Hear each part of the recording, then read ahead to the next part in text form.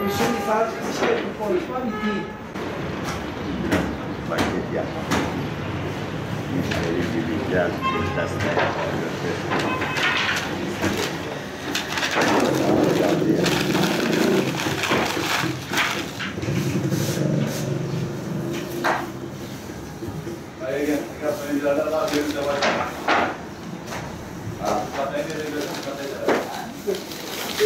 dur para vererek.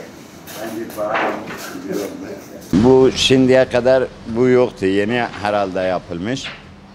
Şimdiye kadar zaten gelen kimseyi biz boş yine göndermedik. Bu biraz bize destek oldu. İyidir. Bak mesela biz dosya açmışız oraya.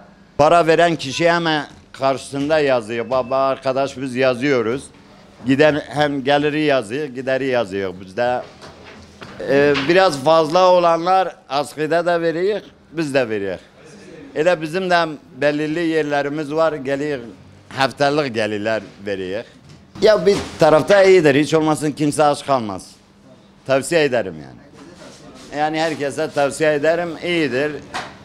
Hayır sahipleri var, bakiler oraya değiller bu nedir de kal mesela böyledir.